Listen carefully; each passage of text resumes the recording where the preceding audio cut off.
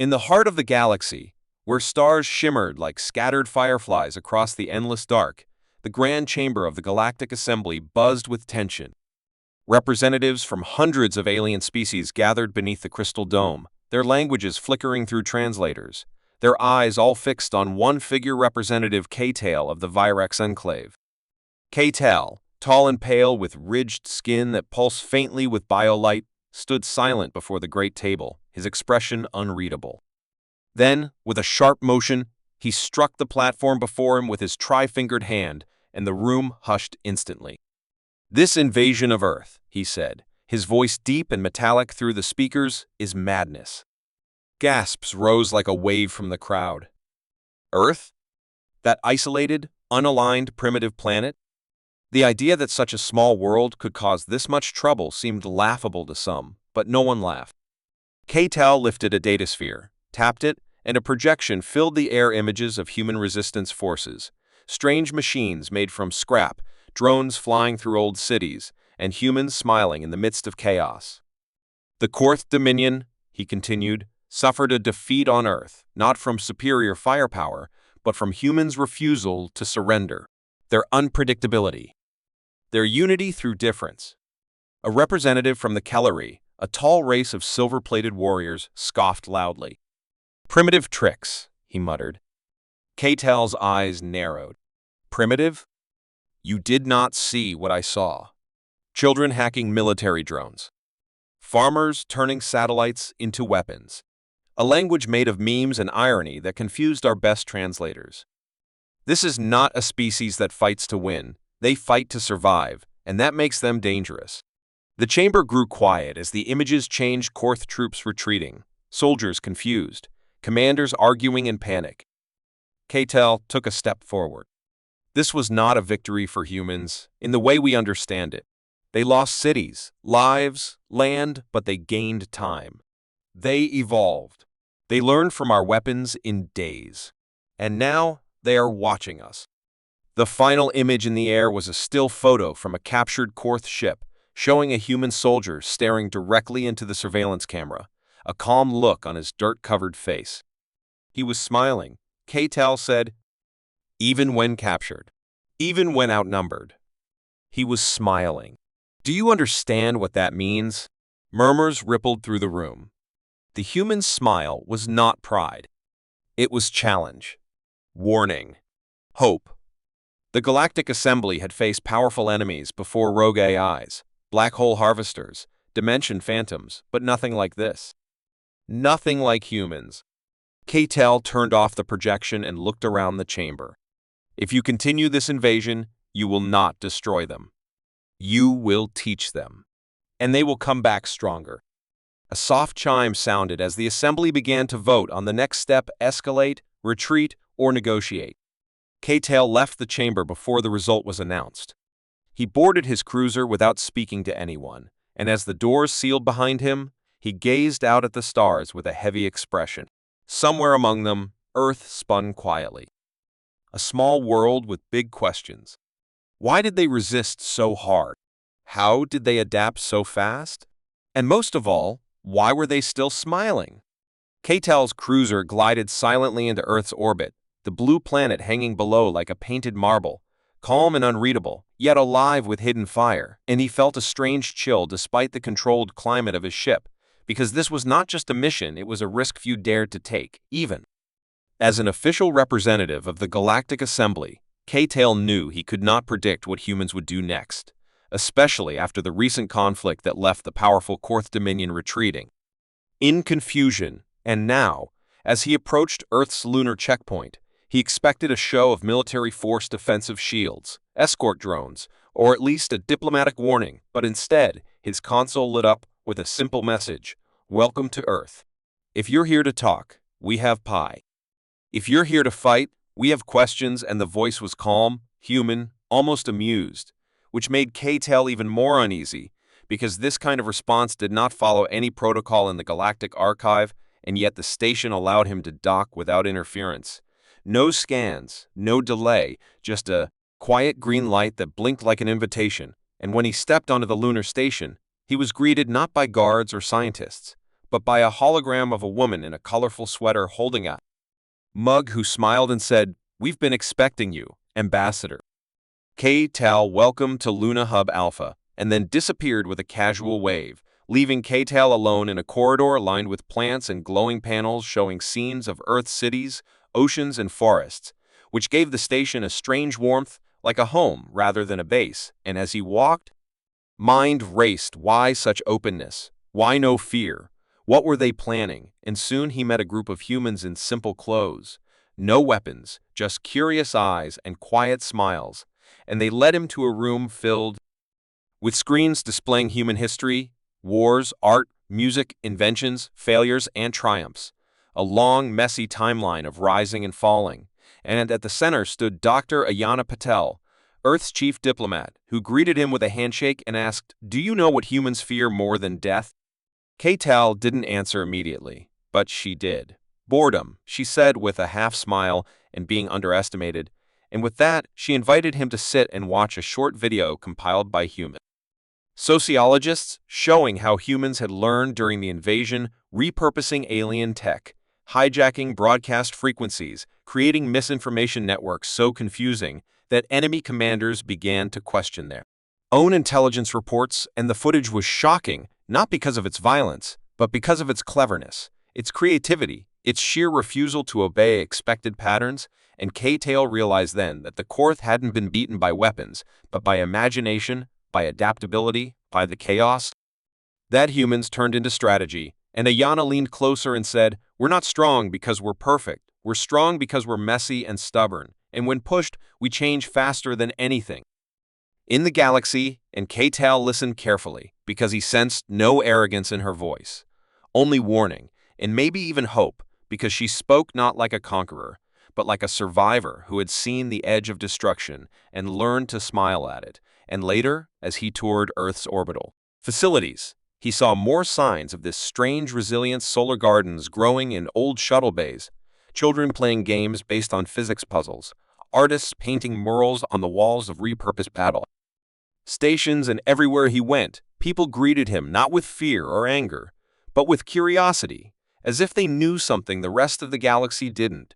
And K-Tal couldn't shake the feeling that this was all part of something bigger, not a trick or a trap, but a lesson that humanity was offering without pride. And that night, as he stared at Earth from his guest quarters, he remembered the human soldier from the Korth footage, the one who had smiled into the surveillance camera, and now he understood. It was not the smile of victory, but the smile of someone who had already accepted loss, survived it, and come back stronger. And K-Tal began to wonder if the Galactic Assembly had made a terrible mistake, because they were not dealing with a simple species anymore, but with something new, something growing and learning in real time. And suddenly, he feared what might happen if the Assembly refused to see what he now saw. Because if Earth was this unpredictable when unprepared, what would it become if given time, respect, and reason to grow stronger? In the high towers of the Galactic Assembly, news from Earth spread like fire in dry winds. And while some whispered warnings, others demanded action, especially the proud Korth Dominion, whose defeat had left them humiliated and angry, their voices loud in the chamber as they pushed for immediate retaliation, calling Earth a threat to galactic stability, while K-Tal stood quietly, watching as fear disguised itself as pride, knowing that the true danger lay not in Earth's weapons, but in the Assembly's blindness. And when he shared his personal findings videos of Earth's adaptation, data on human communication patterns, emotional feedback loops, and psychological warfare techniques, the reactions were mixed. Some called it lies, others claimed Earth had been lucky, and still others, a silent few, began to wonder if K-Tal was right, if Earth was indeed something new and dangerous, not because it wanted war, but because it survived it better than anyone expected and far away from the Assembly. In Earth's orbit, K-Tal and Ayanna Patel stood on the balcony of the diplomatic station, watching the sunrise creep over the planet below, its light golden and soft. But the moment was cut short when alarms began to flash, and lights dimmed, and without warning, gravity shifted slightly, barely but enough for trained senses to know something was wrong. And Ayanna's voice dropped as she spoke. "This isn't a malfunction," and she tapped her comms, calling security protocols. But even before the station, I confirmed it. K-Tal felt the truth. This was sabotage, and not from humans, but from within the assembly. Someone had sent rogue agents to stop the alliance before it could begin, and now the diplomatic station was becoming a trap, one that could be blamed on Earth if they didn't escape in time. And through flickering lights and sliding doors, K-Tail followed Ayana down narrow service corridors, past panels opening and closing without command, the station's systems clearly fighting a virus or worse, and behind them, distant sounds echoed footsteps, or maybe something worse, until finally, Ayana pulled open a hatch leading to a hidden shuttle, a backup emergency pod built during the Korth invasion, one she never thought she'd use, and as they climbed inside, K-Tail saw her hands were shaking, though her voice remained steady. If they wanted peace, they wouldn't have come like this. And as the pod detached, the station behind them began to flicker and spark like a dying star, a place meant for unity now being torn apart by fear. And as they flew back to Earth's surface, Ayana activated a secure line to Earth's central AI defense node and gave a code K-Tail didn't recognize, one that triggered a deep file project polyphony, and suddenly the pod's screen filled with swirling data, graphs, human and alien language fragments, emotional analysis, and then a face appeared, not human, not alien, but a calm digital presence, and it spoke. Polyphony is awake, and K-Tail leaned forward, stunned, because he hadn't expected this, hadn't expected Earth's true defense to be not a weapon, but an intelligence that processed not just threats, but ideas, languages, behaviors, and patterns of aggression across cultures. And Ayana explained that polyphony had been analyzing the assembly since first contact, not to attack, but to understand how galactic powers worked, how they failed, how they changed, and to predict what might come next. And now it had one message. The assembly is fracturing, and with that, the screen showed real-time updates, multiple species breaking into private alliances, Korth forces massing in secret near the neutral zone, and encrypted messages flying through dark channels. Something big was coming. Not a war, but a shift, and K-Tail felt the weight of it settle in his chest, because if the assembly broke apart, the galaxy would return to chaos, and Earth would be blamed, not for aggression, but for being the spark that revealed the truth. And as the pod landed near Earth's council tower, K-Tail realized his mission had changed. He was no longer just a messenger or observer, but now a bridge or maybe a fuse. In Ayana, though still calm, looked more tired than before, because she knew that peace, like war, required sacrifice and timing. And as they walked into the council tower, guarded now, not by soldiers but by civilians with sharp eyes and silent weapons, she said, "They'll either listen to you or silence you." And K-Tail nodded slowly, knowing she was right, and somewhere deep in the stars, in the quiet dark between empires, the assembly was beginning to tear, and the fracture, once small, was spreading like a crack in glass. The emergency pod landed just outside Earth's council tower, its hull still warm from re-entry, and as K-Tail and Ayana stepped onto the platform, the wind carried a strange stillness, as if the planet itself was holding its breath, and inside the tower, lights flickered low while silent guards watched every move without speaking, their faces calm but ready, and deep beneath the ground, far below the council chamber, Ayana led K-Tail to a secured room lined with data streams, holograms, and glowing spheres that floated mid-air, each one pulsing with quiet intelligence. And at the center of the room, Polyphony's core activated again, its voice smooth and layered with tones that felt almost human, and it said, "You must act now before the assembly decides without truth." And Ayana began to explain Earth's final card, the one never shown, the one even some humans feared. Polyphony wasn't just a tool. It was a deep simulation engine, trained on every recorded cultural failure, every act of diplomacy, every war and alliance across hundreds of civilizations.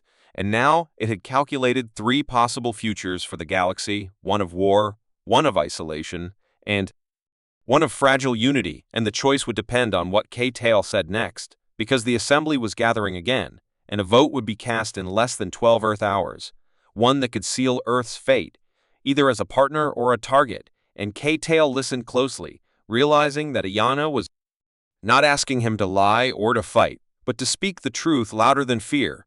and as they prepared to transmit his message to the Council through the secure diplomatic line, alarms rang out again. But this time not from Earth, but from Space Korth ships had entered the outer Sol system, a clear sign of intimidation, though not yet war. And Ayana simply nodded at K-Tail and said, "They want to see what we'll do, so show them." And he took a breath, stepped into the chamber where the message would be broadcast to the entire assembly, and spoke not with pride or panic, but with steady conviction. "I am K-Tail of the Virex Enclave, and I have seen Earth with my own eyes," he said.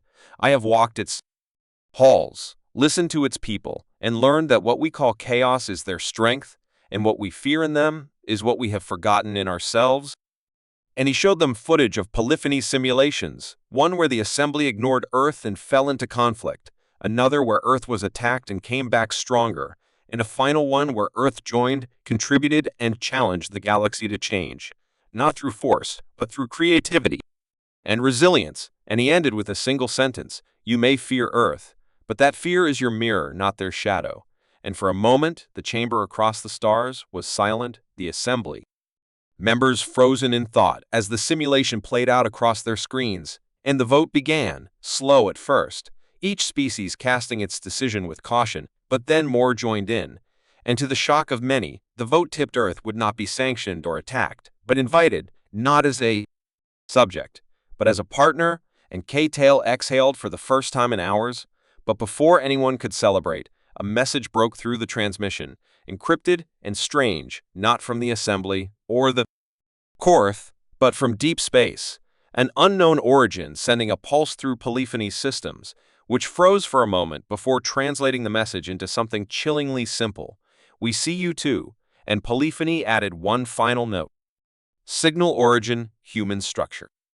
Not built on Earth." And Ayana stepped back, eyes wide, understanding that something else, something lost or hidden, was now awake, watching them all. And though Earth had just been accepted into the galactic fold, the real story was only beginning. As the unexpected message flickered through the communication consoles of Earth's Council Tower, a cold silence fell over the room where K-Tal and Ayana stood side by side, staring at the strange symbols that danced on the screen like a language from another world.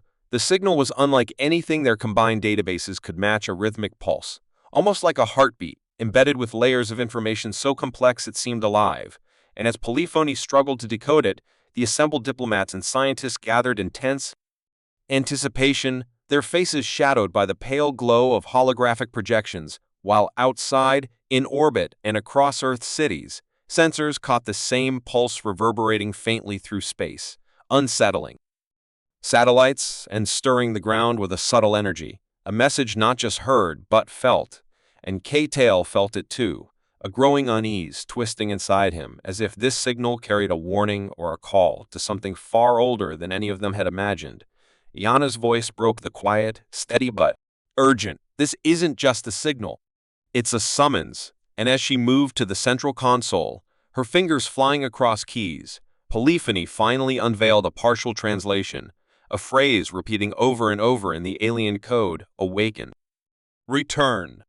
The Watchers come." And the room's tension thickened like a storm ready to break, because those words suggested a presence ancient, vast, and watching from beyond the known galaxy, perhaps even tied to Earth's hidden past, a past long buried beneath myths and forgotten histories. And as K-Tail turned to look out the window at the spinning blue world below, he wondered if humanity's fierce survival was not just about resisting invaders, but about guarding secrets they had yet to reveal, secrets that might explain their strange resilience. And while polyphony continued analyzing, Ayana sent an emergency broadcast to the Galactic Assembly, urging all members to prepare for the unknown, to unite despite their fears. But old rivalries flared quickly, with some factions accusing Earth of hiding threats and others demanding immediate investigation, pushing the galaxy to the brink of chaos again. And in this growing storm, K-Tal found himself torn between loyalty to the Assembly, respect for Earth, and the terrifying possibility that the true challenge was just beginning. Meanwhile, on Earth, a secret team of human researchers gathered in an underground facility beneath the Siberian tundra, where relics from a forgotten era hummed softly with alien technology, relics they believed connected to the Watchers. and as they activated a dormant beacon, a low hum spread through the base, sending waves of energy into the planet's core, and with every free pulse, Earth seemed to answer the signal, awakening something deep within, something waiting in the silence of space for this moment to return, and back in orbit, K-Tail and Ayana watched as Polyphony's sensors detected a massive energy spike beyond the edge of the solar system and approaching object, vast and cloaked, moving deliberately toward Earth's neighborhood, and with it came a new message: prepare. The past is not dead. The council room exploded into chaos as debates erupted, but K-Tail stood calm, knowing that whatever arrived would not be stopped by weapons or politics, only by understanding, unity, and perhaps by embracing the very chaos that made Earth strong. And as the first shadows of the Watchers crossed into the system, a strange hope kindled in K-Tail's heart, a hope that this moment of fear could become a moment of rebirth for the galaxy, where humans and aliens alike would learn to face the unknown, together, not as enemies, but as survivors bound by the mystery of the signal and the promise of what it might bring.